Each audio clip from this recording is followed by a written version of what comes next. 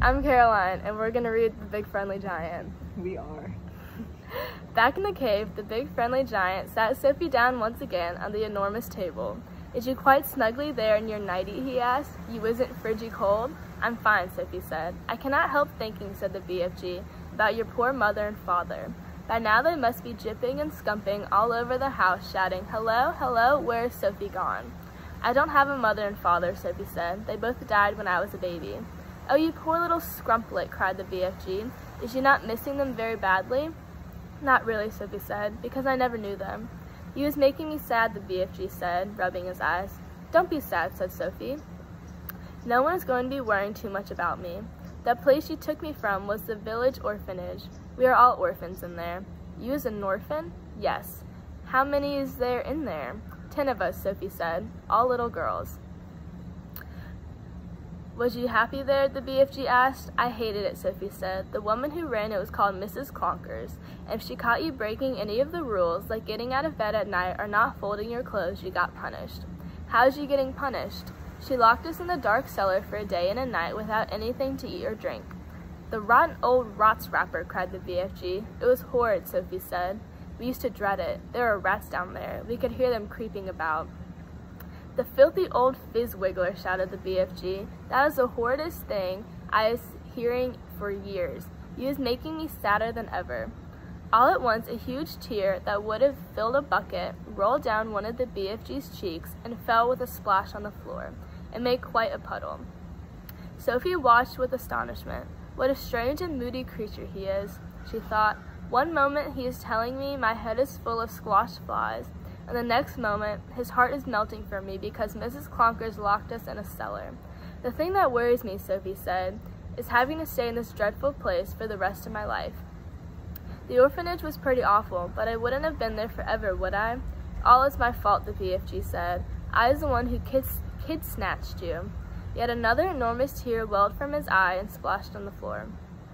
Now I come to think of it, I won't actually be here all that long, Sophie said.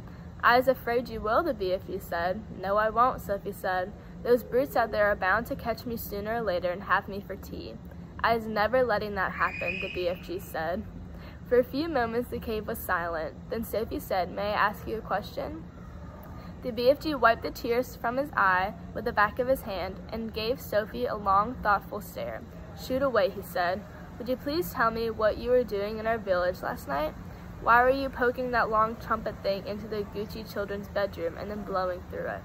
Aha, cried the BFG, sitting up suddenly in his chair. Now he was getting nosier than a Parker. And the suitcase you were carrying, Sophie said.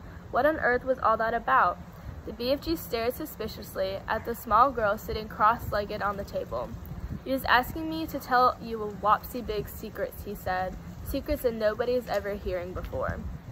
I won't tell a soul, Sophie said. I swear it. How could I anyway? I'm stuck here for the rest of my life. You could be telling other giants. No, I couldn't, Sophie said. You told me they would eat me up the moment they saw me. And so they would, said the BFG. You is a human being, and human beings is like straw bunkles and cream to those giants. If they are going to eat me the moment they see me, then I wouldn't have time to tell them anything, would I? Sophie said. You wouldn't, said the BFG. Then why did you say I might? Because I was brimful of buzzburgers, the BFG said. If you listen to everything I'm saying, you'll be getting earache. Please tell me what you're doing in our village, Sophie said. I promise you can trust me. Would you teach me how to make an elephant? The BFG asked. What do you mean? Sophie said. I would dearly love to have an elephant to ride on, the BFG said dreamily.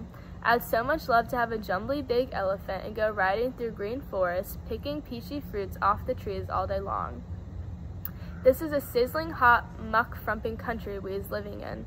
Nothing grows in it except snozcumbers. I would love to go somewhere else and pick peachy fruits in the early morning from the back of an elephant.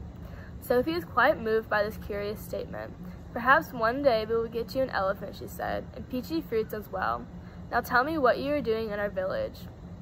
If he was really wanting to know what I was doing in your village, the BFG said, I was blowing a dream into the bedroom of those children. Blowing a dream, Sophie said. What do you mean?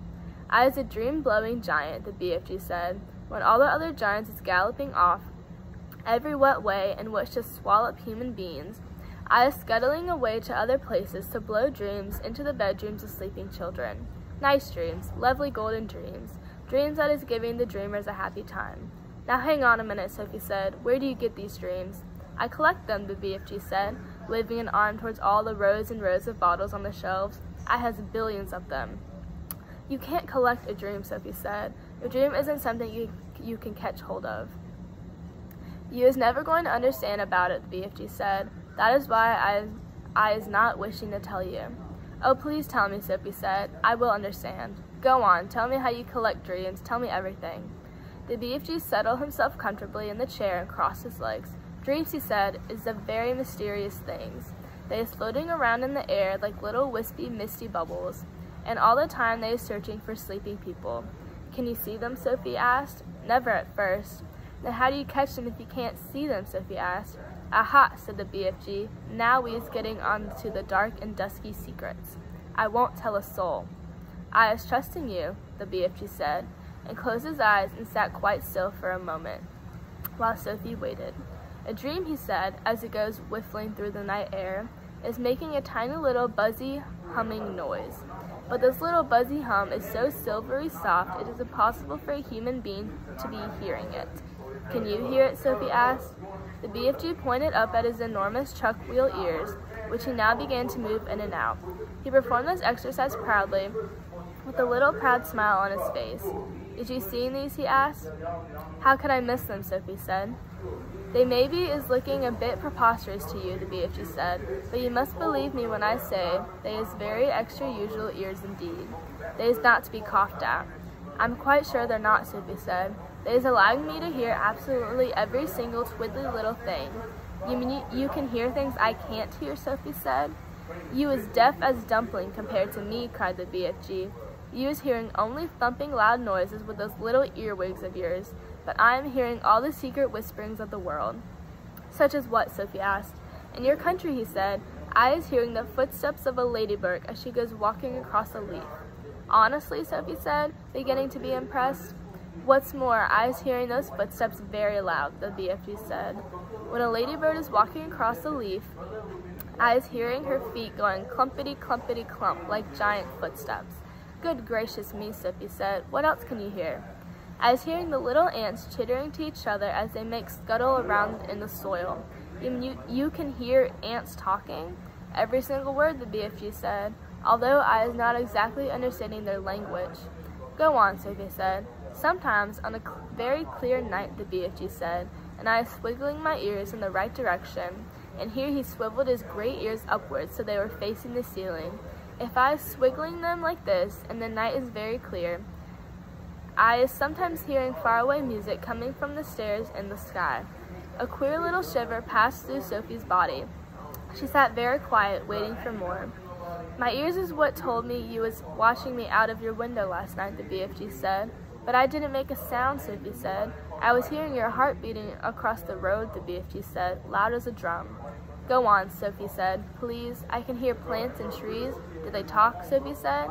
They is not exactly talking, the BFG said, but they is making noises. For instance, if I come along and I is picking a lovely flower, if I is twisting the stem of the flower till it breaks, then the plant is screaming.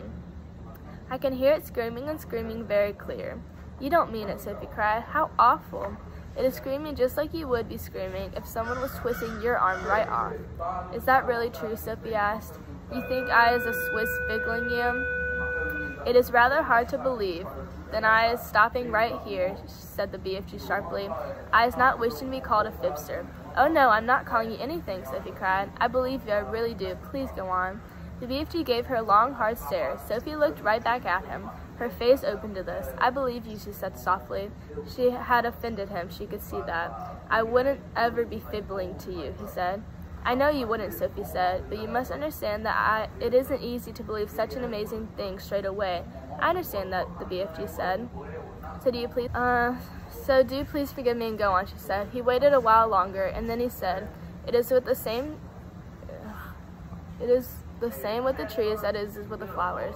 If I was chopping an axe and into the trunk of a big tree, I was hearing a terrible sound coming from inside the heart of the tree. What sort of sound? Sophie asked. A soft moaning sound, the BFG said. It is like a sound of an old man is making when he is slowly dying. He paused. The cave was very silent. Trees is living and growing just like you and me, he said. They is alive, so is plants. He was sitting very straight in his chair now, his hands clasped tightly over in front of him. His face was bright, his eyes round and bright as 2 stars. Such wonderful and terrible sounds I am hearing, he said. Some of them you wouldn't never wish to be hearing yourself, but some is like glorious music. He seemed almost to be transfigured by the excitement of his thoughts. His face was beautiful in its blaze of emotions. Tell me more about them, Sophie said quietly. You just ought to be hearing the little mices talking. The little mices is always talking to each other, and I is hearing them as loud as my own voice. What did they say? Sophie asked. Only the mices know that, he said. Spiders is also talking a great deal. You might not be thinking about spiders as the most tremendous natterboxes, and when they is spinning their webs, they is singing all the time. They is singing sweeter than a nightingale. Who else do you hear? Sophie asked. One of the biggest chatbags is the cattle piddlers, the BFG said. What do they say? They is arguing all the time about who is going to be the prettiest butterfly. That is all they ever talking about. Is there a dream floating around in here now? Sophie asked. The BFG moved in his great ears this way and that, listening intently. He shook his head. There's no dream in here, he said, except in the bottles. I is a special place to go for catching dreams. They is not often come into giant country. How do you catch them? The same way you use catching butterflies, the BFG answered, with a net. He stood up and crossed over to a corner of the cave where a pole was leaning against the wall. The pole was about 30 feet long, and there was a net at the end of it. Here's the dream catcher, he said, grasping the pole in one hand. Every morning I was going out and snitching new dreams to put in my bottles. Suddenly he seemed to lose interest in the conversation. I was getting hungry, he said. It is time for eats.